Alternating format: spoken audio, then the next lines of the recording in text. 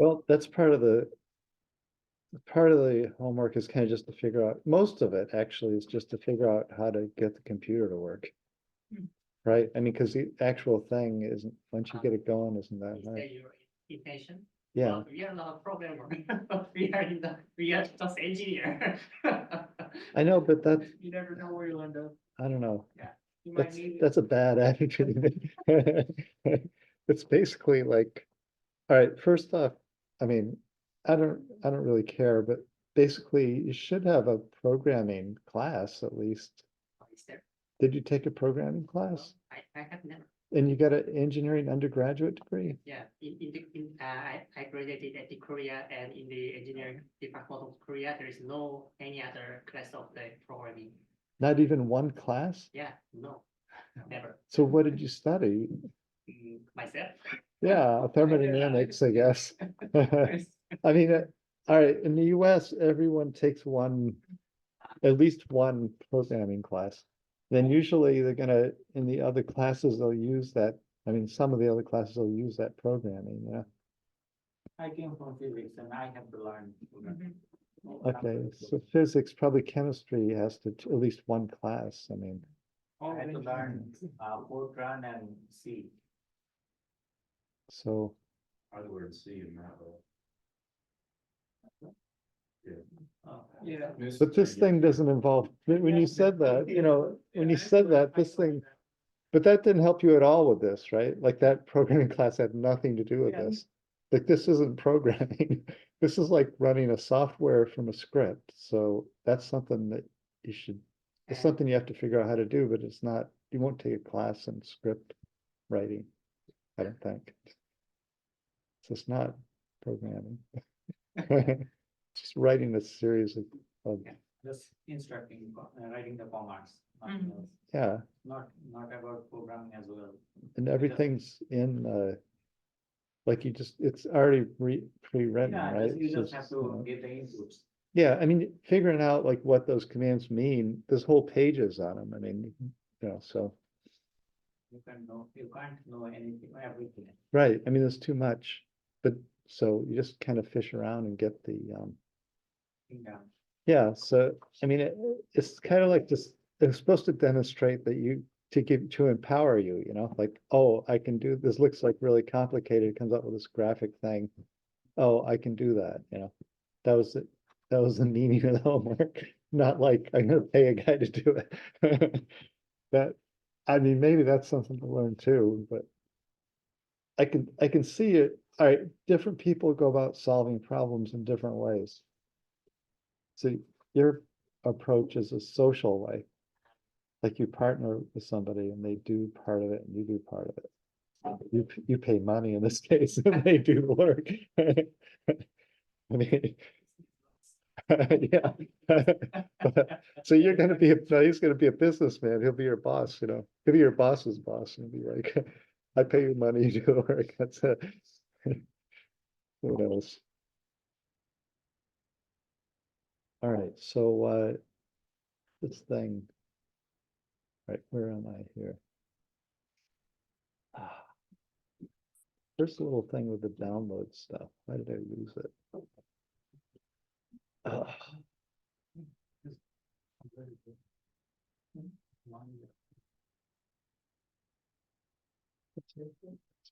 Here someplace. Here it is.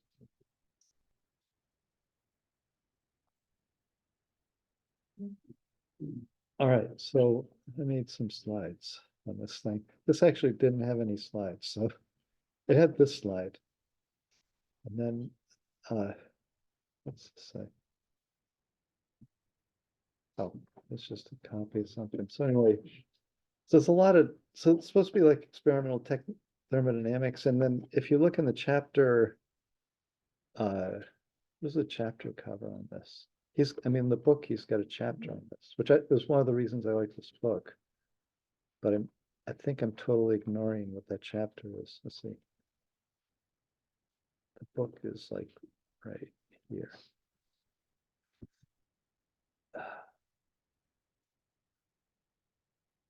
So what does he cover? I didn't even look at this.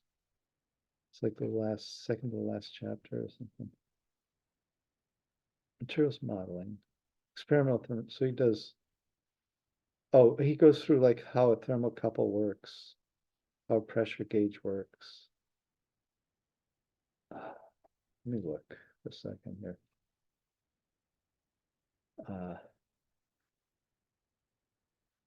Like when I first taught this class, I like went through this book, and then after that, I haven't really looked at it except in desperation to figure out what he's.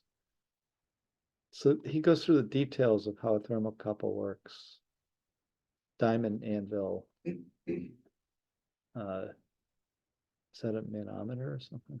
Adiabatic high temperature. Oh, calorimeter. That's like a bomb calorimeter. And then the DSC, DTA.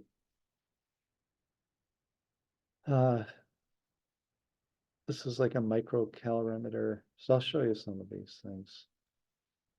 Goes through reactions, heat of reactions. So it's okay. So it's mostly thermal analysis stuff. So anyway, it's okay. But at least, all right, no other book even mentions experimental. So that's, I think it's nice that he put something in there.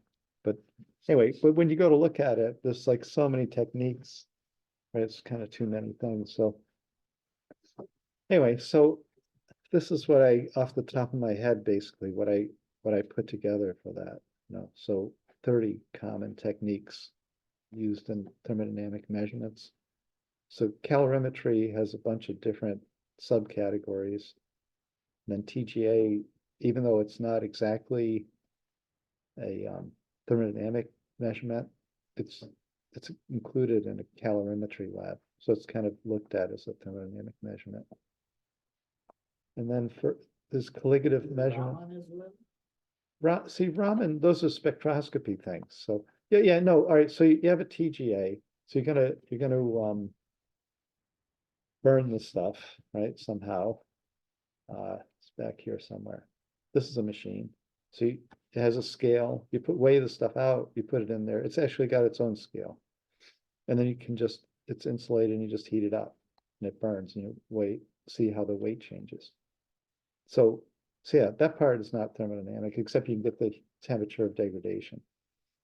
And that's kind of thermodynamic. But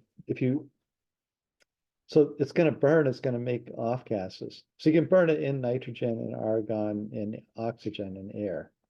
See, the different conditions under which you burn it change the transitions that happen, the degradation process, So yeah, I mean, if you do it without oxygen, you paralyze. So you can make, like if you want to make charcoal, then you use no oxygen. So you put nitrogen in it, nitrogen blanket on it. Right. So anyway, so there's a variety of things you can do. But then I guess the more interesting thing is you take the off gas that comes from that and you feed it through a mass spec. So you get like what elements are in it. And you flow it through a gas chromatography. If it's an organic, you get the pieces of the molecules that blew apart. And you can also send the off gas through IR or Raman. I think that's about what people do, those four things. So the TGA can be hooked to other machines, other analytic machines to tell what the composition is that's coming off. If you had a chemical reaction, you can do a balance on it. So anyway, this is so mostly if you go to this who's the company that makes these things? I can't remember the name right now, but anyway, there's a few companies that make TGAs. But if you go to their web page, they show these kind of curves, right? So, and it's all like polymers. It's like epoxy with glass fibers. That's kind of like an airplane wing or a sailboat chunk of a sailboat. You can see there's like two degradation events going on. So you have the weight, 100% weight, and then there's a transition. So there's an onset point for degradation, and then it burns. And then something else is still there, and then that burns. And then finally what you have left is the mass of the glass that was in it, which is like, I guess it's like 37% or something. Oh, it says here 31% glass. All right, so you can get the composition through that thing. This is a tire, like an ABS, acrylonitrile butadiene styrene rubber for a tire. So basically it's got carbon black in it. It's got like 8% carbon black. Carbon's here, so it's got some amount of carbon, then it's got some other inorganics in it that don't burn. So you're up to like 900 C, so you're like way beyond any organic. And then carbon burns last, and then the different polymer components, the styrene acrylonitrile part burns, and then the butadiene burns. So these are all a single chain with different components in it, and different components burn at different temperatures. So yeah, you can from that you can tell like what the composition of the thing is. So something like a tire, there's no like you can't tire's black, so you can't stick it in an IR or ramen. So you can't tell what it is. It's a network, so you can't dissolve it, so you can't put it in an NMR. You can't do any test that you could do normally analytically, like dissolve the stuff and then do the measurement, right? So the only thing you can do is burn it, actually. So this is, it turns out the burning of it, you can get, so tire's got a lot of oil in it, and it's got the rubber, then it's got carbon black, and it's got silica. So it's got those components, you can tell the composition of it from that. Right, so this TGA is like actually a pretty useful thing for tires. For other things, people use it for almost anything because it's so easy to do. You just stuff it in, weigh it, then just run it. So it just kind of gives you degradation temperature. These are different heating rates, like the degradation kinetics you can get from it too. Like the slope of this would be the reaction rate, the degradation rate. So you have an onset and a rate, and at different heating rates, you get different degradations, kinetics. This is an example of like a mass spec. So doing a degradation, they're taking the off gas and doing mass spec on it, getting the composition. And then that's kind of, I mean, it's pretty simple. Machine is one of these in the characterization center.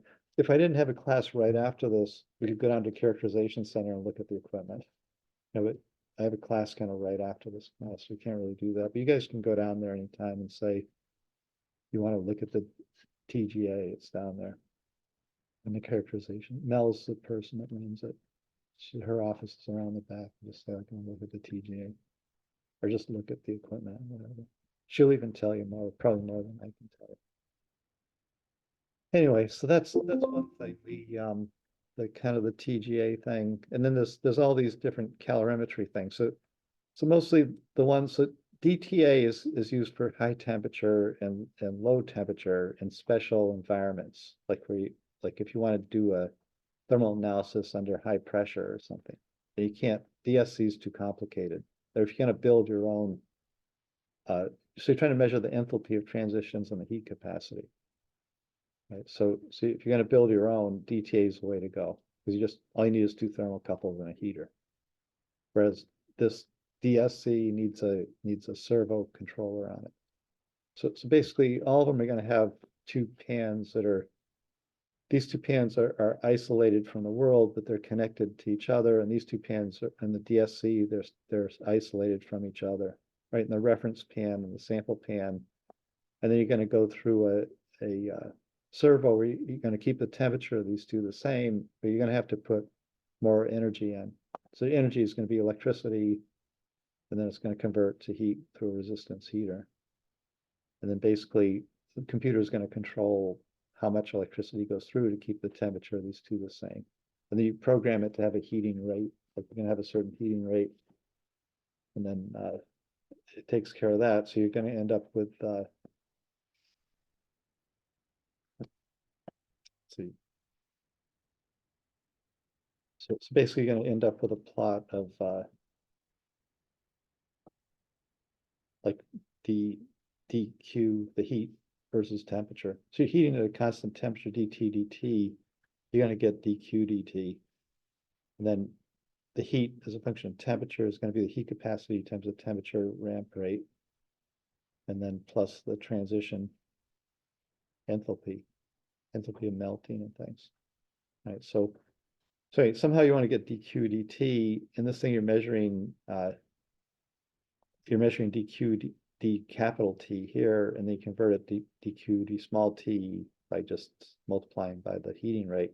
And this one you measure the change in temperature with Q. So in the DTA, you're going to just put in a certain amount of heat, and then you're just watching the temperature change in the two. And the sample, because it absorbs heat at the transition, is going to keep, like if you boil water, it's always going to be at 212 until it disappears, right? So that's the idea. You go through the transition, it's just going to stay at the same temperature. So it'll be like a thermal lag between the sample and the reference. And you measure that in the DTA. Oh, I hate this Dick Tracy feature. This thing. Someone calls and your arm is ringing. Anyway, so those are the two main systems. So oh yeah, so he goes through all the thermocouples and things. So the thermocouple is that, so if you have a hot thing and a cold thing, you have a piece of metal between the two, then the electrons want to go over to the cold part, because here they have a lot of motion, kinetic energy, and here they don't have much. So on average, they're going to end up piling up over here. So across a piece of metal, you have a potential difference. It'll be negative here, positive there. And the amount that happens is the Seebeck coefficient decides that. So basically, different materials have different Seebeck coefficients. So if you have a tie of two metals here, so the electron's going to want to go to one more than the other, depending on what the Seebeck coefficient is. Because like this kind of business of the electrons, how free are the electrons to shake around when they're hot, and how much do they slow down when they get cold is a material property. Right. So basically, this is the same thing as using a thermo electric cooling. Right. So anyway, so you see, you can do this in series and get a few of these. You can just tie two metals together and just have a single junction point. Right. And then you can measure the current that would run through those two, and that tells you related to the temperature. So that's a thermocouple temperature measurement. So that's the most accurate. There's also resistive thermocouples where the resistance is a function of temperature, but those aren't as accurate. Those are good to like maybe a degree or 2 degrees or something. And this is good to something like 0.1 degree, the thermocouple, right? So and that's about as good as you can get. So that's a kind of measurement that you're doing. That's kind of accuracy you can get in these measurements, right? So you can have a thermocouple like that. The book kind of talks a little bit more about what a thermocouple is. Anyway, so that's one component. So if you wanted to build your own, so build in this with the servo. So imagine you're going to put this on a spaceship or something, and you want to have the most robust system that you can have. It's like this computer servo that's controlling the heater to keep the temperatures the same isn't going to be the one you would choose. You'd choose the DTA approach because all you do is heat it and measure the temperatures. There's no moving parts, right? This is a much simpler arrangement. So this is a case where they built their own inside a latent transitions. I forget what this is for, but it's some kind of high pressure apparatus, right? So this is a whole DTA. It's just like a thermocouple, and then two thermocouples on the samples, and then you have the sample and an empty cell. And you just measure the two temperatures, and from that change in temperature, and then you heat this whole block. Somewhere is a cartridge heater is heating it. So that's a resistive heater. This is typically, you'll buy these cylinder, like stainless steel rods that have resistive element inside of it built in. It just has a couple wires that come off. So you drill a hole in your block, stick that thing in, and then run that over to whatever's going to heat it. So you get the electric energy that goes into that. Then you just measure the temperatures of the two things, and from that you can get the enthalpy of transitions and all the information you want to know, the heat capacity of the stuff that's inside that little disk. And you can subject that to any kind of weird environment you want, super high pressure, anything. You can send it on a spaceship, anything you want to do. Right? So basically, the DTA is your go-to if you're going to build your own machine, right? So, like for instance, like cryogenics. So this is a cryostat. So basically, it's going to have a reservoir of liquid helium at the bottom, and then it's going to have resistive heaters, like the same thing. These kind of little cartridge heaters, and then so it's going to balance out to get the temperature that you want by going to to 5 Kelvin between, and then whatever temperature you want to get to. So you see these in like physics labs a lot, cryostats, just people that want to go to low temperatures usually use this. And then you can also have a refrigerator attached to this and go even lower temperature, right? So if you're doing low temperature measurements, this is kind of a go-to machine. And then this thing, for instance, could fit into the sample tube of this, and you could take it down to 5K. And then you could measure the thermal transitions, like the electronic transitions or something like that, that happen at really low temperatures, right? So anyway, so that's kind of that's part of this, like instruments. Those are like the workhorse instruments, right? The DSC, DTA. Right. So you run into problems if you have so you're assuming everything is at equilibrium and reversible, right? But things like if you stick your finger on the sample and it gets sample oil on it, then you heat it up and the oil blows off. So you get a heat of blowing off the oil, right? Which isn't what you want to measure. And many other things like that can come into play. So if you want to just see the reversible features of the sample, which is mostly what you want to know, then you go to this modulated DSC, right? And then basically it's the same machine. It's got two thermocouples in this sample. It's got two heaters and two thermocouples. The chromal disk is the heater. And then, or it could be platinum sometimes. And then you have your stuff in a pan with a little lid. It's a little silver pan. This is just closing off, isolating it from the environment. And then you heat up, it's a DSC, then you heat up the two things separately and keep the temperatures the same. So somehow all this works with that.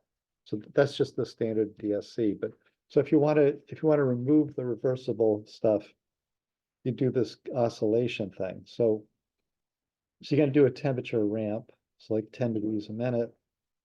And then like this line would be the temperature ramp. Somewhere's temperature and modulated temperature. That's not the temperature ramp. I'm looking for temperature versus time. Well, right, it's at a constant heating rate, so temperature is time, right? So basically they plotted it as temperature, but this is actually the heating rate on the x-axis. The heating rate times the time. So basically the heating rate's constant, so this is the time on this axis, right? So, and then this is going in time, the temperature is oscillating, but it's gradually like going up, right? So that means if you oscillate this right, so there's an amplitude to the oscillation, and then there's a frequency of the oscillation. So those are two knobs that you can do on this. So if it's a reversible thing like crystallization, then as you heat it up, it melts. As you cool it down, it crystallizes, right? I mean, this is going to be a ½ degree oscillation. So basically, any small amount of crystallization can be reversed. But if it's burning off finger oil, you burn it off and then it isn't there anymore. So the coming down part. So you're gonna have a result from this. So let's see, modulated temperature derivative. Oh, this is a derivative of the modulated temperature. That's not what I need. But basically, you're going to measure the heat going to drive this thing also. So I mean the heat. So the heat will also have an oscillation like that. So modulated heating rate, modulated heat flow.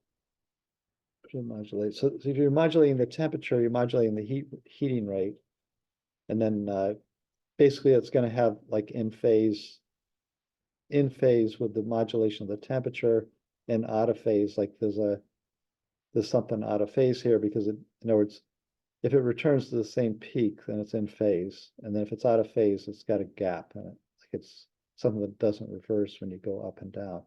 So that's a non-reversible. That'd be like oil burning off. In this case, it's cold crystallization. Right. So as you have a melt. Let's see. You have a glass down here, and as you heat it up, the mobility within the glass becomes enough that you can crystallize. Right. So it crystallizes here, and that's not reversible because the melting point is over here. Like this is where the crystal melts.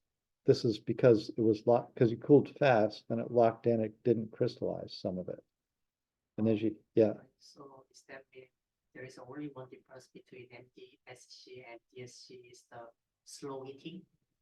There's only one difference? no, between DSC and DTA, or MDSC and DSC. Yes.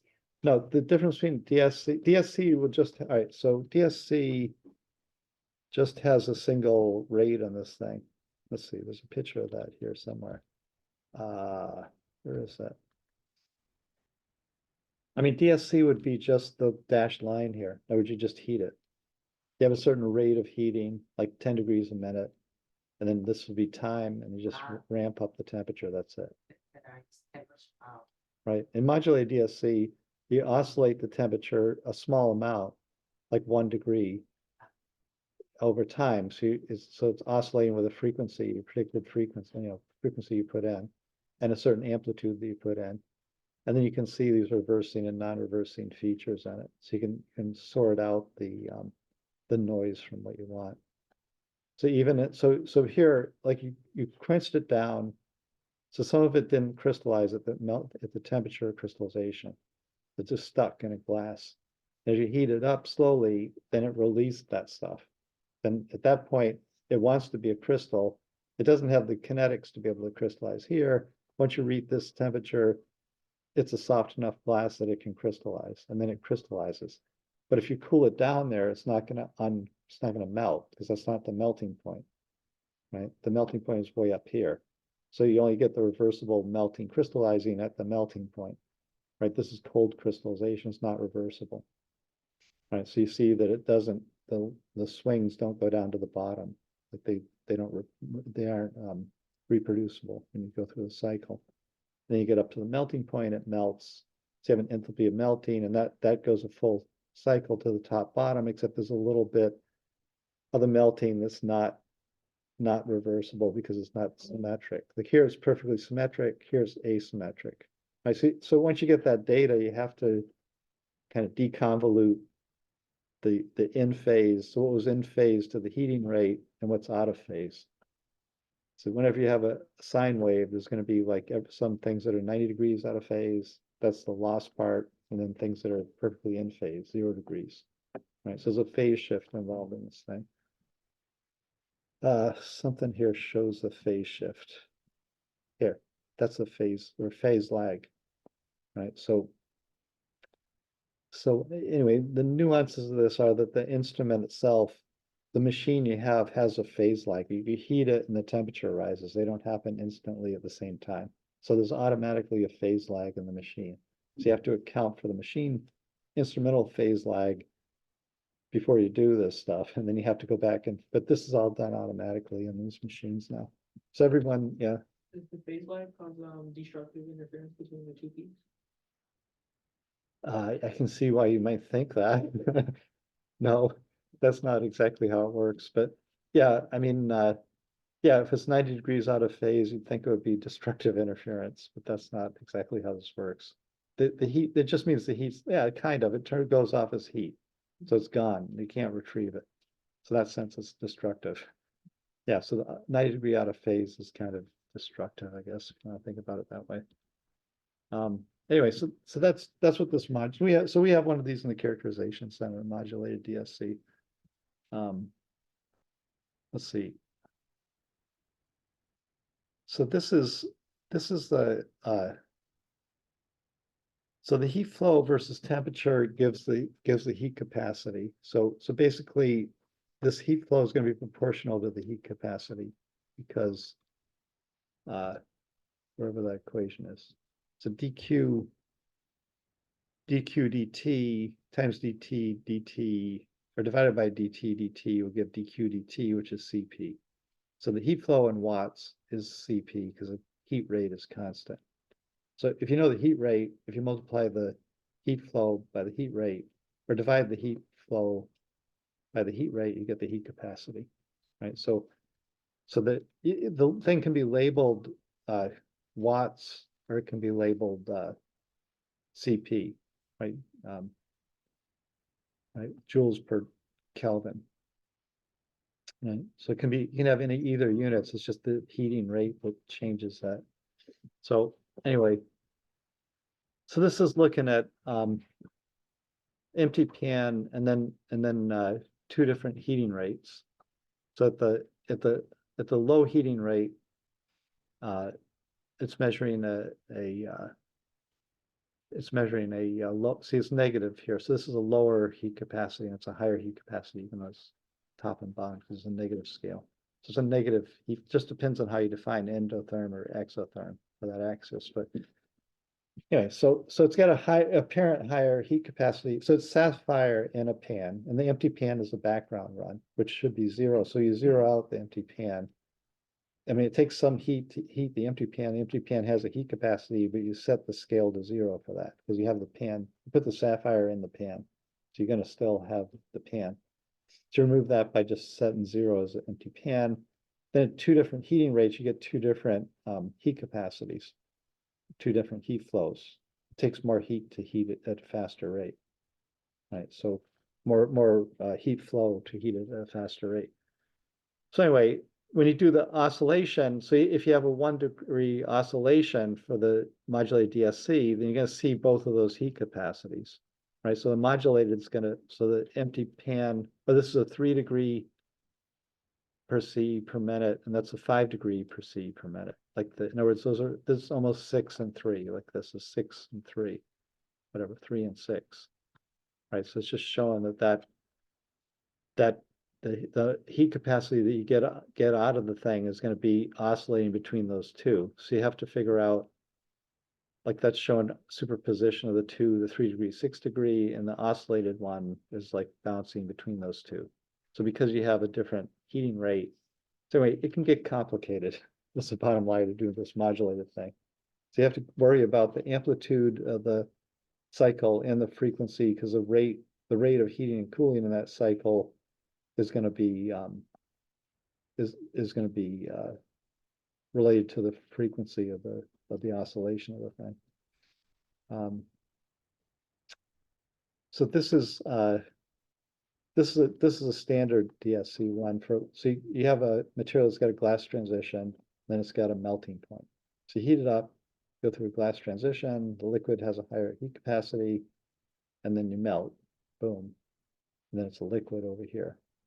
Right, so it's a crystal, cooled down crystal, and then the part that isn't crystal goes through glass. This is some kind of polymer. This is a water bottle, like polyethylene terephthalate. Right, so it's partially crystal and partially amorphous. That's why it's got both here. Right, so and then you cool it down. So you make a melt, and then you cool it down. It crystallizes, and then it goes through the glass transition again. Right, so that's kind of a typical polymer. So a certain percent is amorphous, certain percent is crystalline. So it's a mixture. It's actually nanocrystals, so that's why it's such a broad. So metal is going to have a sharp melting peak, and there's no glass. And then some like silica doesn't crystallize. If you cool it fast enough, it doesn't crystallize. Then you'll see a large glass transition. It's for glass, right? So anyway, so this is that same PET with a modulated curve, right? So you're doing this heating cooling thing. And you can see it's got the cold crystallization feature and the crystallization. And then basically that can be separated into the non-reversing part and the reversing part. So you get a nice clean curve from this machine, even though you had that cold crystallization event going on. And then you can say there's a cold crystallization going on because it's non-reversing. But also, in addition to that, are a couple other nibs here, right? So in the original curve, there's some things that you can't really resolve, right? So what those are is that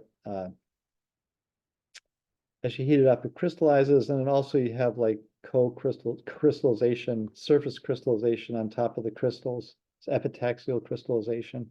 So the crystals serve as seeds to the next crystal.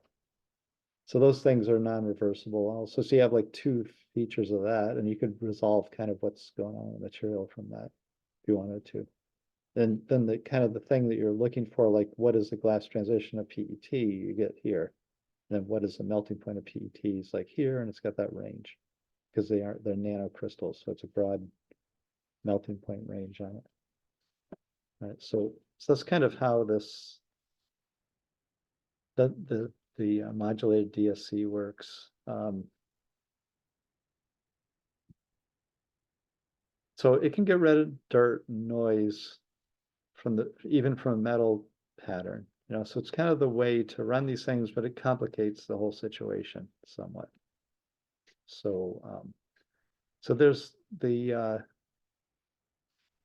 high temperature DSC, I think in the chemistry department lab, and there's a normal DSC that goes up to like 300 or 400 Kelvin in our lab, in the materials characterization center lab.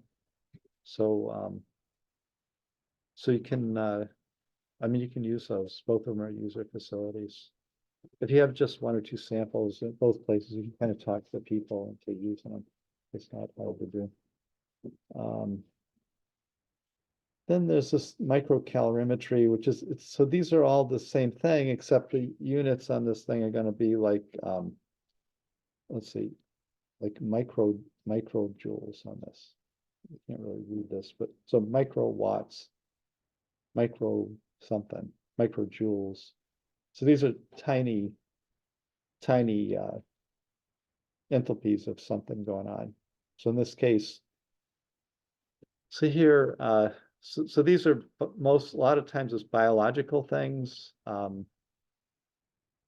phase transitions of like coil collapse when you heat something, things that have a really small transition energy. Like, so you know, in kind of the 1990s, the only instruments like this you had to make yourself. Like you'd make in this case, I mean, you'd make a DTA because it would be easier to do. But you'd have a super insulated box, and then super accurate thermometer and super accurate like heating tools for it and all. Right. So anyway, now you can buy a machine that's got 48 channel microclimate and just stack them in there and just run whatever you want. And it's going to robotically lift a sample out. It's got this separate unit set up, and then you can do flow through processes. You can do a lot of elaborate things with microcalorimetry that people are doing now. So you'll see this in papers, like people using microcalorimetry. It's the same experiment, like, but it's just everything is in micros, you know, and it's kind of a lot more sensitive to dirt, I guess. And, anyway, this is like a biological transition going on. There's a few examples here. This is some cumene hydroperoxide. That's a free radical initiator for doing free radical chemical reactions, and it's also explosive. And then most of the free radical initiators are thermally activated explosives, basically.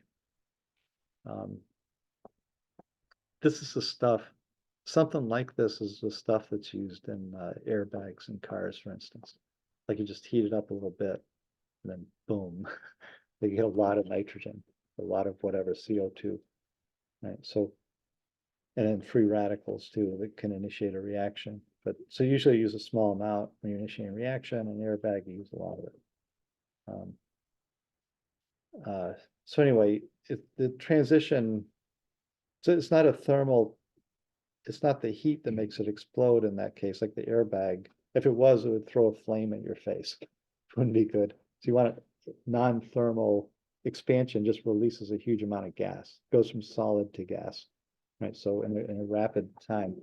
So for that kind of material, you'd want to measure this really low thermal transition. So it's in milliwatts. So it's 1,000 times more than the microwatts, but basically it's still really low amount of energy, and you can measure as a function of whatever time. You just look at the transitions going on. This is heat flow versus for the treatment of fibroblasts in culture in a stirred stainless steel ampule. So some kind of the heat of cells doing something, as they like living cells doing something. So you know that like living cells don't put out much heat. It's like this is microwatts. It's 1,000 times less than the exploding airbag thing. Right, so, anyway, so this is already 1,000 times less than your normal DSC. So this is 1,000,000 times less than whatever normally you're measuring. Right. So anyway, I mean, just looking at cells wiggling around and they have thermal transitions going on as they eat the ATP or something. Right. So, or they throw in soap, sodium dodecyl sulfates of 12 carbon soap, and then there's a sulfate group on the end. So they throw a detergent in, and something happens to the cells when you throw a detergent in. It's got a heat of reaction to it. Right. So anyway, so you can do, so it's kind of like the same as the other machine, but you can do some kind of amazing things, I guess, with a microcalorimeter. What's this? Growth-related heat flow for bacteria. So you can measure the heat of bacteria growing. Detecting the presence of bacteria with a calorimeter. So these are like kind of things that couldn't have been done maybe 10 years ago. So anyway, that's it for the DSC stuff that I have. But then see what else I have here. So it's kind of a list of things, right? So osmometry. So basically we had the ideal gas law, right? PV is nRT, so concentration is mass or moles per volume. So P by C is PV by mass, right? So mass RT is ideal gas law, right? And then, so like that. So basically that's the ideal gas law, but it's not a gas. You're looking at like some kind of dispersion, like you put salt into water, right? And the salt molecules are floating around in the water. Then you have pure water on this side, and you have a membrane that doesn't let the salt through, right? So water wants to equilibrate the salt concentration on both sides of this thing. So it's going to drive water through the membrane, which passes through the membrane. It's going to try to dilute this as much as it can. And the opposing that is rho GH, like there's a force pushing it the other way. That's gravity, right? So the height difference of that water is basically telling you this osmotic pressure. It's a pressure that the salt atoms flying around here with KT bouncing against the walls are making that pressure as if they're an ideal gas, right? But they're not ideal, so you can do a viral expansion of that and say, like, you have the binary interaction term. So A2 is the second viral coefficient, and then you can get the molecular weight of the salt from this thing. So it's a pretty simple thing. You just need a semi-permeable, like a cellulose membrane, which is cheap, and then somehow seal it and have two tubes, just measure the height, you get this osmotic pressure, gives you the thermodynamics of the system. Tells you what the mass of the salt molecules are. And then it also gives you the interaction potential between the salt and the water, or between the salt atoms in the context of the water. So that's a pressure. So you can say you have van der Waals equation for pressure. So PV is RT, molar volume, and then you have a molar excluded volume. So that's going to increase the pressure because you have the exclusion, because things can see each other, so they make a higher pressure. And also there's an attractive potential that allows you to have phase separation, which lowers the pressure because they'll attract each other and makes the pressure lower. And that's a binary interaction, so it's times concentration squared or 1 over the volume squared. Right. So that's a van der Waals equation. So you can say, like, well, you can do the same thing for osmotic pressure, just as an analogy. Then you can just say that this second viral coefficient is going to be that excluded volume and that attractive potential. So if you can measure this with this simple kind of rig, then you can find out what's the size of these things, like how big are the blue dots for the sodium chloride. Then what's the attractive potential between the sodium chlorides in the context of the water? Right. All you need is like a tube, basically a membrane. So it's pretty simple to do. you're gonna get thermodynamic information from it. So it turns out like this measuring the second drill coefficient is something people do a lot of, and in different methods. And so the osmosis method is kind of like the main way. There's also like boiling point. You can measure the boiling point depression when you put something, it's like salt into water, and the boiling point drops, and the freezing point drops also with salt in water. So if you can measure those, you can also get this kind of second drill coefficient from that also. Like, so those are also pretty simple things to do. This one's a little bit more complicated, and you have to get a tube to do it. So anyway, that's one of the things I listed up here. Right, let me go back. There's a long list of things. Should have probably repeated that. So you got colligative. That's called colligative analysis because you're actually counting the number of molecules. Right, so that molecular weight you get out of that is a number average. It's like the average molecular weight. So it's basically in all these methods, it matters like how many, because it's basically using entropy. So it's like how many ions are floating around in the water, right? And then from the number and the mass, total mass you put in, you can figure out the mass per item. So it's how many items. Colligative means you're counting like how many, the number. Right, so membrane osmometry, vapor pressure osmometry is another way, similar to the membrane osmometry, melting point, boiling point. Those are all methods to get this kind of number, mass of the thing, and also from all those you can get the second drill coefficient and then figure out excluded volume and attractive potential. So that takes care of that thing and that thing. Then density is another thing. So anyway, there's a lot of different kinds of density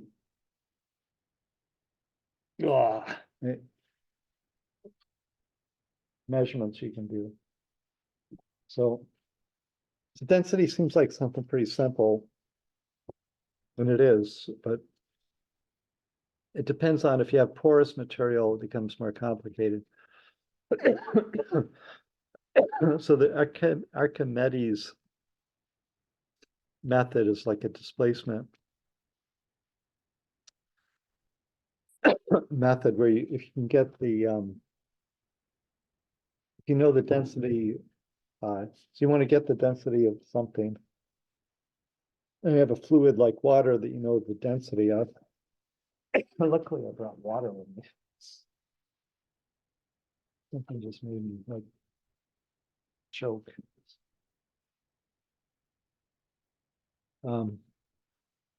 Anyway, so if you can, this is the equation for Archimedes method, whatever.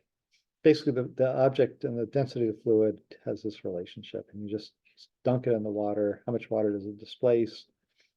Weigh the water that it displaces, weigh the thing before you put it in, then you can get the density of the object. Archimedes was trying to do it to figure out if a crown was really made of gold or not. So I guess there was a lot of fake gold back then, in Greek times, whatever. So if you did this water trick, you could figure out if it was real gold. Anyway, that's one kind of density. Then there's, so if you want to know, so the helium pycnometer is a way to, so if you know the mass, you need the volume to get the density, right? So a method that people use in the lab, I mean, they use this in the lab, but basically helium pycnometer is a machine that you use to do this, right? So you have helium, and then you use Boyle's law, like if you have a pressure of helium, and then the volume sample. So you're trying to measure the volume of the sample because you can weigh the sample to get the weight. So of the density, the volume is the thing you need to know. And if say it's a thing that's porous, like you have flour, and you want to know what's the density of flour, for instance, right? So maybe so here you can just put the flour in this, flow helium into it at one pressure, one volume, and then expand into another chamber, and then get another pressure and volume. So you have the pressure and then the new pressure, and you know the total volume. You can figure out the volume of your sample from this thing. So volume of sample is volume of the chamber minus the volume of expansion, and then two pressures. So you can measure the pressures, those two volumes, you can get the sample volume, then you get the density from the weighing the mass of the sample and the volume. Right, like if you said, like, what's the density of flour, you couldn't figure out a way to measure it. Because it's basically got a lot of pores in it. So, all right, so this is only gonna, so you can have pores that are open or pores that are closed.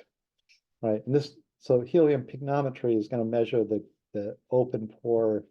There was the density will be lower because it has some pores in it that are closed off that the helium can't get into.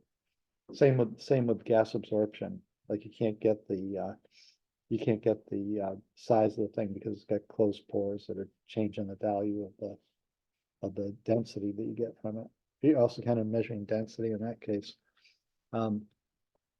Anyway, so there's two kinds of these techniques. One's helium pyknometer. You'll see these two together: helium pyknometer and a mercury dilatometer is another way to get the density and also the thermal expansion coefficient. So, I mean, you're dealing with mercury, so it's going to be in some kind of controlled lab. Basically, stick your sample into the mercury. You can change the temperature of the metal, the mercury, and then you can see the thermal expansion from that. So basically that kind of machine, I mean, in the old days, these were all over the place. And now it's like mercury's pretty dangerous for the past 30 years, probably. But basically, people are more careful about what they do with mercury, right, than they were in the past. Anyway, so those two techniques are pretty common in powders, like when you're working with powders like catalysts or any kind of powder metallurgy. Like you want to know the powder characteristics, you use helium pyknometer or a mercury dilatometry. And then this is a technique to get density that they use in the polymer industry mostly. So you set up a column with at least two fluids mixed that have different density. And if you pour the fluids in carefully and don't stir it, then you can get a gradient in density in the column. Then you have beads of specific gravity that are known. You put in, they settle down to a certain point. Then you put your samples in and find out what the density is. So usually there's like one person that runs this thing. It's got to have a thermal control, and it's got to be not shaken, at all. So if it shakes, you have to start all over, and it takes like a week to kind of set this thing up. Right. Once you have it set up, usually people just leave it alone. It'll eventually get filled up with these beads, that like and then you have to change it. But basically, this is supposed to be a picture of one of those, but I don't exactly see where it is in here. Like how this, I don't know what the blue light has to do with it, The ones I've seen are just glass tubes that go up to the ceiling, and someone filled them up with a gradient. It's a video. It's a video, but that's a clip of the video that shows a machine. And like, where is this thing in that? That's what I want to know. I mean, it's got some kind of up and down rectangular shape that's similar. And it's got a window, but I don't exactly see this and that. But and I'm not sure what the controls are for it either, because basically this is just a optical measurement where you just see where it goes. I mean, maybe you could have, they have a way to look at it here. Maybe this part has nothing to do with this thing. That's probably what it is. This is just something separate. Or maybe it's a temperature control to keep the same temperature. Anyway, so that's a machine that people have. So, and then you can also get density from index of refraction. So there's this machine called an Abbe refractometer that measures the angle of light bending through the material, and then you can get the index, and from the index, using Lorentz equation, get the density. So it's possible to measure the index of refraction and get the density of the material from that. Then there's also, if you have thin films of material, then you can use a ellipsometer to get the index, and you can use the index to get the density, or you can get so basically you don't need to measure the mass. In this case, you don't need to measure the mass of the material or the volume, just measure the index and it's related to density. So in this case, if you have a coating and you want to know the density of the coating, you can measure the index of refraction using this machine. So we used to have one of these down in Nichols' lab, and there's probably a few of these around someplace, you know. But basically, it's got a laser, and then it's got a polarizer. The laser light's already polarized, but basically you further polarize it with a polarizer.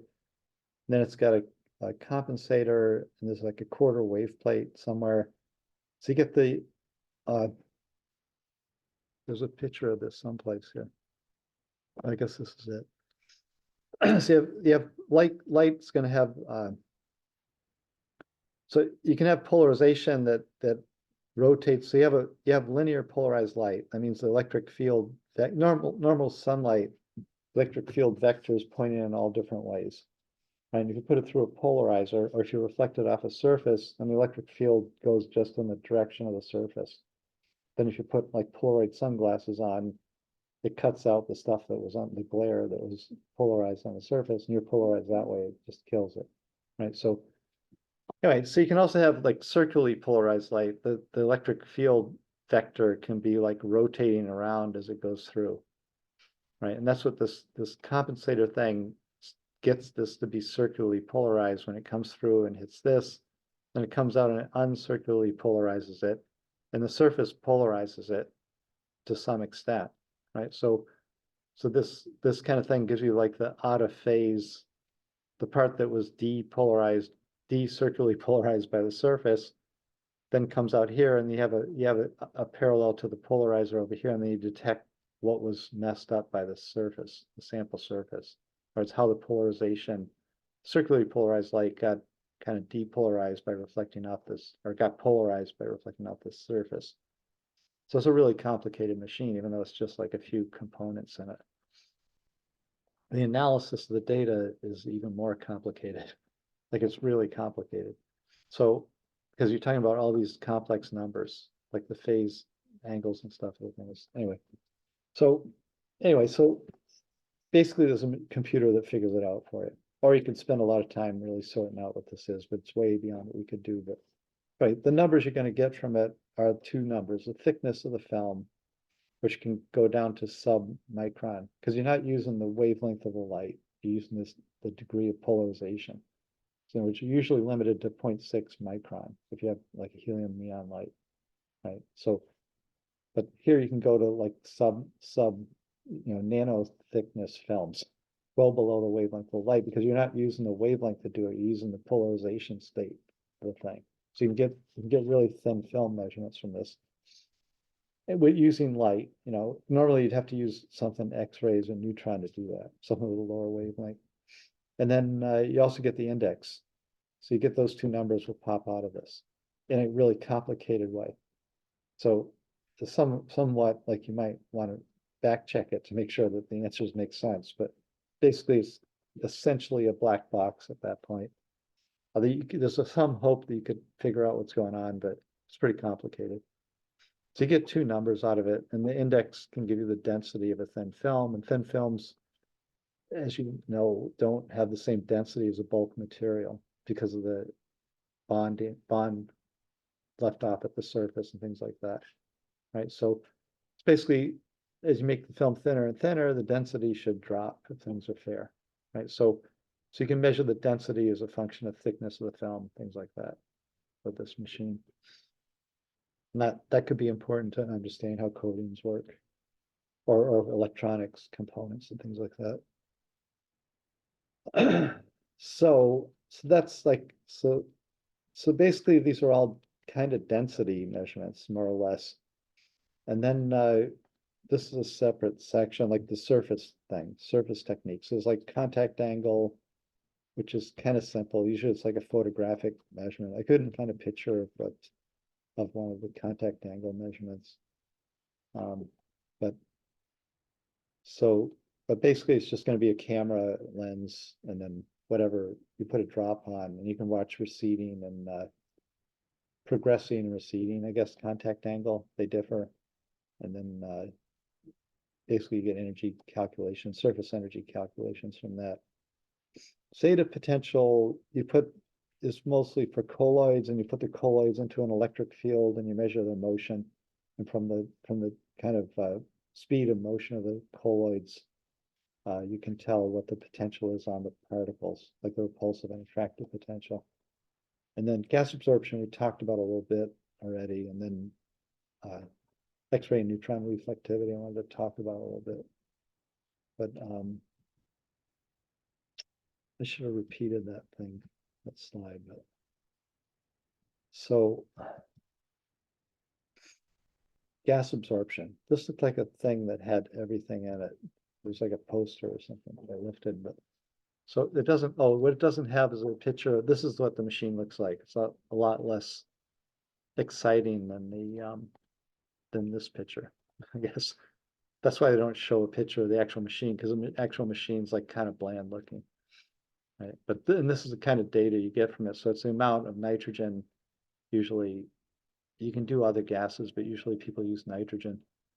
The amount absorbed as a function of the pressure that you put on it, and you basically you're covering the surface. And this is going to follow like the Langmuir equation, for instance, or the BET equation.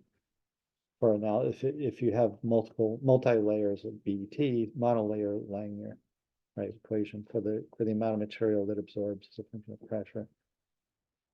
So so the machine, so you have a liquid nitrogen down here, you have the sample in some kind of vial container, then this is going to lower down into that, then the gas is going to condense onto the material that you put in here. So this is going to be some high surface area material, the nanoparticles.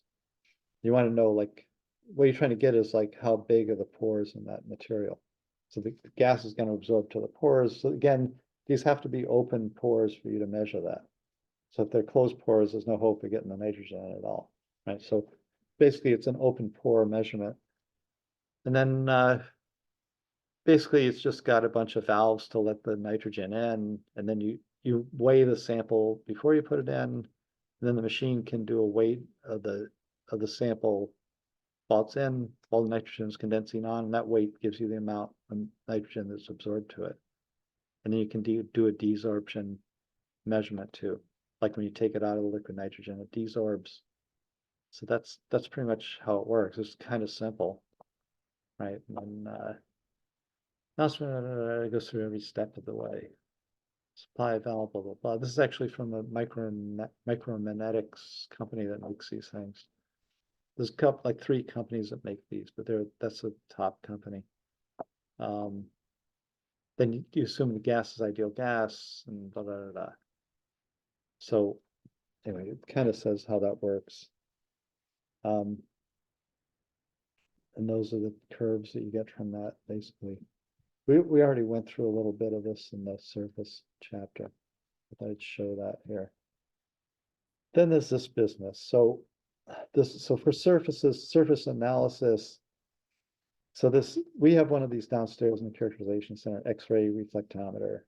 And then you can go to like Oak Ridge or NIST and use a neutron reflectometer. And also there's X-ray reflectometers at Argonne, at the APS, and also at Brookhaven you can use. And also at Stanford and at Cornell. So these instruments are pretty popular. So like basically what you get, usually you're going to have like an electronics type setup where when they make semiconductor electronics, you're going to put a PMMA, polymethyl methacrylate, like plexiglass film on top. And you're going to code how that is so you can etch away parts of it. Then you're going to do depositions, like dope it, like PNN doping or the silicon type thing, and then wash away all the plastic. Then you have your circuit left over, right? So you want to know the properties of the thing the film that you put on the surface, or any kind of coating process. Also, if you do atomic layer deposition to make devices, so a lot of the electronics industry are interested in this reflectivity thing. And also, if you want to know the physics of how molecules in solution stick to a surface, like how do they act when they approach the surface? So what you're going to get from this measurement is basically a density profile in a Z direction, like normal to the surface. Right, so you can see you could have like some complicated layer structure. You can sort that out using this technique. So the measurement's pretty simple. There's no polarization. So the ellipsometer, it looks just like this. Like the two things look almost the same, but they're completely different, right? The ellipsometer is at a fixed angle, right? So you aren't really measuring angle here. You're measuring the degree of polarization. No one has used polarization in this technique, I don't think. So it's not a polarization technique. Here you're changing the angle, right? So this is 2 theta angle. You can convert that to Q, scattering vector, right? If you want. So when you get at really low angles, you get perfect reflection, right? So there's a critical angle, the perfect reflection, and that's determined by what the material is here. I think that's 0.2 degrees for silicon, for a polished silicon wafer. And then as you go off, if you do log of the reflectivity, so reflectivity is a ratio between what bounces off and what came in. So this will be 100% when you're below the critical angle. It's perfect reflection below that. But this tailover is because as you go to a lower angle, it absorbs into the material. Like it kind of, there's some defect in the measurement down below. This would be normally flat here. I think some of these, like here, it's like perfectly flat, and that would be 1. Reflectivity of 1 means I over I equals I0 is a perfect reflection.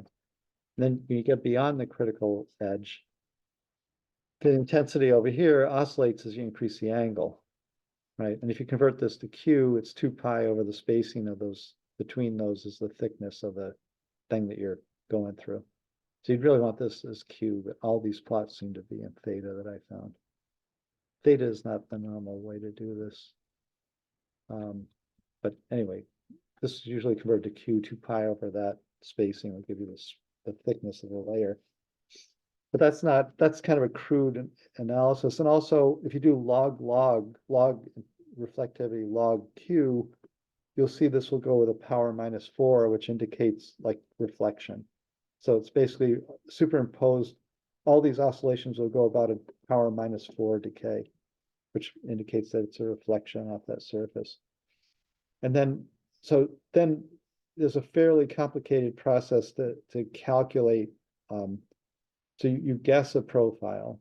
So you guess electron density if it's X-rays, neutron scattering density if it's neutrons, versus the Z direction. And then you put that profile into a program. It calculates the reflectivity using complex numbers and things. And then you match it up with your data. It doesn't match, so you adjust the profile and you do it again. So you do that iteratively until you can get it to look the same, right? And it's on a log scale, usually a log scale, so that it's hard to get the errors right in this thing, right? So in some sense, there's some kind of black boxness to this technique, right? Basically, you can get a lot of information about the Z direction profile of the sample just from changing this angle of incidence of this thing, rocking through it. And one of the things you can get is the density. You can get the density of each of these layers, and they can be atomic, like angstrom level thickness layers, like 5 angstrom layer you can measure. And the substrate is special. I mean, is the silicon wafer have a more high crystallinity, or we can use any other silicon wafer? It's a single crystal. Yeah, like a single crystal silicon. You can use polished brass. You can use glass. Like, Yeah, silica glass, amorphous glass, polished. You have to have a polished surface to do this. So something you can deposit on a lot of different things. A lot of times, so if you're looking at a biological interface, use quartz for this thing. It's polished quartz, and then liquid water on this surface, and you bounce it, and you'd use neutrons. A neutron beam would bounce in from the back. Quartz is like a waveguide for neutrons. So neutrons would just come through, bounce off here and go there, and it'll give you a profile going that way. So you can do this the other way around with neutrons to get, and you'd have a biological interface here. You'd be looking at proteins absorbing to the surface and then doing whatever they're going to do, right? So anyway, so something like diffraction, and that you have an angle, you change the angle, you measure the structure. You're just getting the structure normal to that surface. And you're only using that one beam. So there's also a lot of other stuff that comes off this. Like this is going off some surface, it's got some kind of structure to it. So the middle part would be the reflectivity, and then there's all this what they call off specular. Specular means mirror, right? In German or Dutch or Latin or something. But anyway, specular means mirror. So off specular means the stuff that's off to the side. So there's a lot, and if you put a 2D detector, you can see there's a lot off to the side. So from that, this is a 2D detector, I guess, floating around. From that, you can get something about the structure of the surface, you know, and from this, you get from the reflected beam, you get the Z profile. And from the side stuff, you get the kind of the lateral structure of the surface if you wanted. So it's possible to do that. So the reflectivity is kind of okay, like more or less solid analytic. The reflected, the off specular is like more mystical. Like if you have spikes here, yeah, you get oscillations over here that have to do with the spacing of the spikes. But if you have some kind of like foam or whatever they have here, it's pretty hard to analyze that off specular stuff. Right. So a lot of people claiming that they can do it. This is a typical like density or electron density versus Z, right? And then showing what some kind of complicated profile. So again, like you're gonna create this profile and feed it into a computer program, and then like see if it matches the data or not, more or less qualitatively. If it matches, so you can see it doesn't match over here. Is that good enough or not? You don't know. And it doesn't exactly match here. The closer to the edge, probably the more important. So maybe that could matter, you know.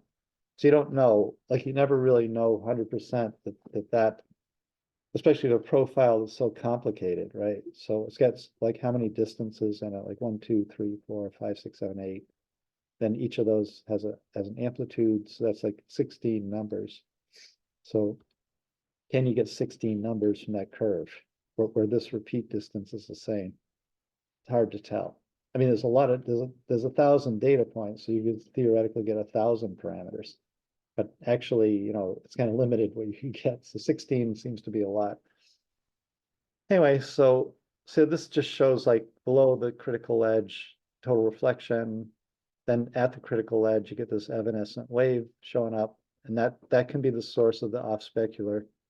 There's the evanescent wave is almost 100% of the incident beam, and it's flying along forever on the surface. So you could get diffraction from that. And then we get above the critical edge, get absorption of the beam and just the reflected beam come off. This shows like 5 nanometer, 20 nanometer, like kind of how the resolution works on this. And then different materials have different, so you get the density. This is kind of measuring the density. This is measuring the thickness, this is measuring the density. So get like the ellipsometer, you get the thickness and the density out of it. So it's kind of similar to the ellipsometer and what comes out.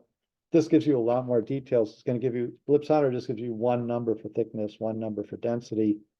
This technique can give you the whole profile, the Z profile of the thing. So it gives more information. So we have one of these. We have a X-ray reflectometer downstairs. It's never really used because no one's really doing surface work. And then basically you can use it as a synchrotron too. It's probably almost better. And then you can use a neutron reflectivity, which so X-ray, the beam's going to be 20 micron, right? So you can have a small sample. Neutron, the beam is a centimeter. So you need a pretty large sample to do neutron, right? So the difference between the two is basically the size of the beam. It's one of the main differences, you know, so you need a much larger sample for neutron.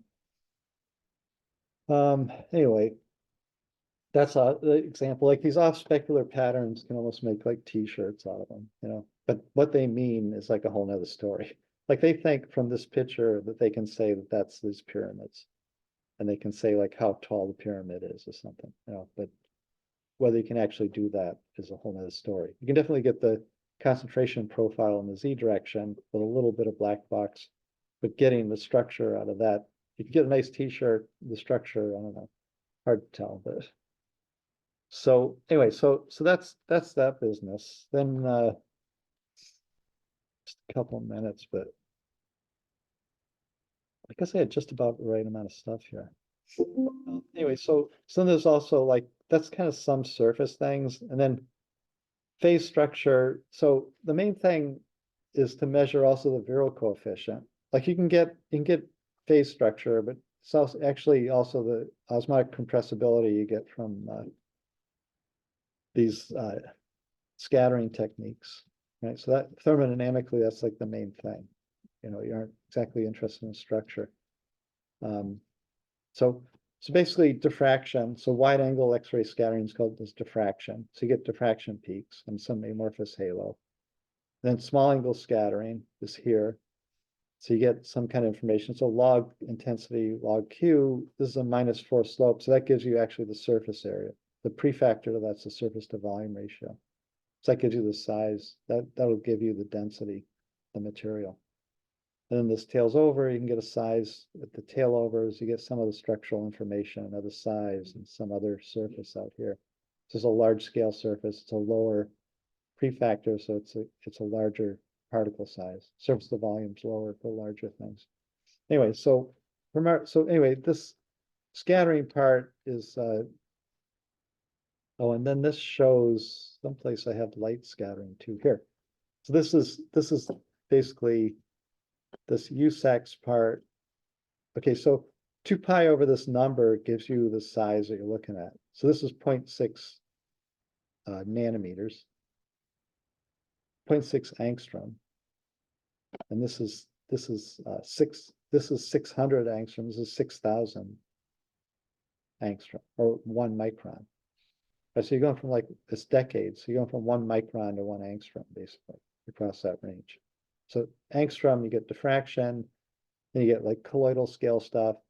Then you talk about the thermodynamic limit of the thing. So thermodynamic limit is like large sizes. So infinite size system of very small things. Right. So you want to look at large sizes. At a large scale, you look at small things. So what happens is that the thing will plateau out. Like these things should plateau out and give you some number here, like the intensity at that point. So if you look how that like would work for some dust, like these are dust particles, right? And say the dust particle concentration increases. So at this point you're dilute and you can see the whole dust particle and it has some kind of structure to it. So it's got a size for the dust particle at that knee and it plateaus out, right? And as your concentration ends up, you can't see a dust particle anymore. And as the concentration gets higher, you can see less and less. And it just becomes like uniform, right? So you just see a constant number when it gets to this point at some higher concentration.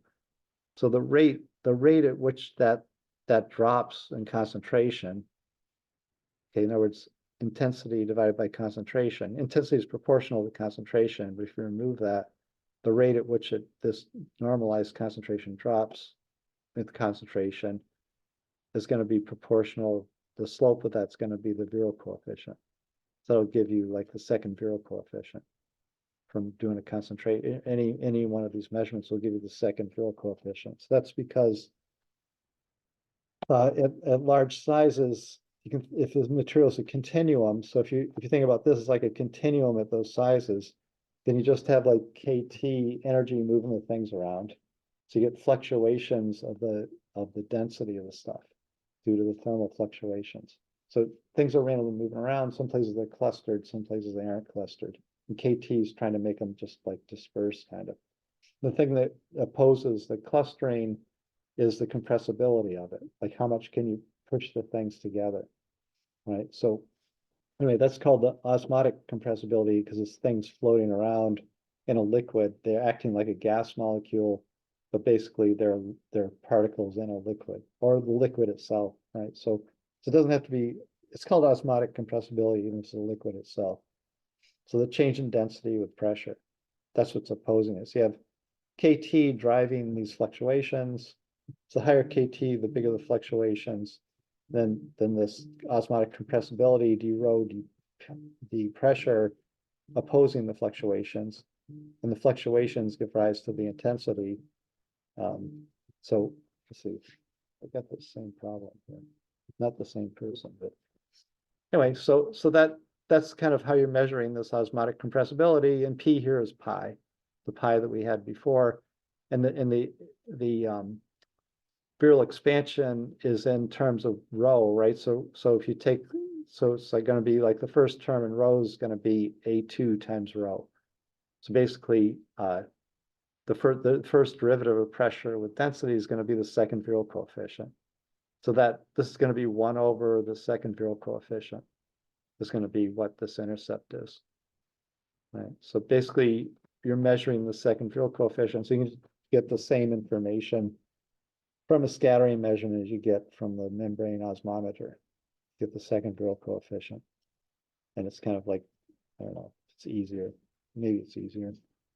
So, and you can do that with neutrons or X-rays or light. So this is, so we have here we have like diffraction, small angle, ultra small angle, and then this is light scattering here. So you can do it with light also. So if you want that plateau, you can kind of get it with light scattering. Depends on the size scale that you want to see it, but basically kind of the change in that intercept gives you the second virial coefficient, which gives you the excluded volume and the attractive potential for the samples, right? So anyway, so there's that business. This looks like reflectivity, but this is for spheres. Like these are perfect spheres, so that the spacing between those, 2 pi over the spacing between those is the diameter of the spheres, basically. So they're spheres of different diameter, and the spacing of those humps kind of changes. And this is a -4 slope, so the surface to volume ratio. Log -4 here. So anyway, so that's about it, I guess, for this stuff. Luckily, that's all the slides I got through to make. So let's kind of try to give you some feel for experimental. It's more than what's in the book, but hopefully you get some rough idea. I mean, really all this stuff, like the lab class is kind of the way to go because you can't really talk about things like this. So, but maybe if we could get together, I guess, and go down to the characterization center, maybe if people wanted to, but I can't do it today, but maybe at 3 on Thursday, we could, if anybody wants to do that, we would look at some equipment, fish around. But I don't know, maybe I'll send an email and see if anybody wants to do that. It's like there in the chemistry, it'd be good to go to both places. I could set up to do both. 3 on Thursday, maybe. We can see who can make it, but anyway, why don't we quit there? Any questions or anything? So I'm going to do, let's see, Thursday, I'm just going to go through like whatever we talked about in the class. And then hopefully I'll have a like a homework, individual homework for the final, you know, that counts as 2 homeworks. There'll be like probably will be 2 homeworks. Yeah, to be done yourself, involving a lot of computer programming. Like, what is Fortran? The first question. Or who is Fortran? But anyway, so that's about it.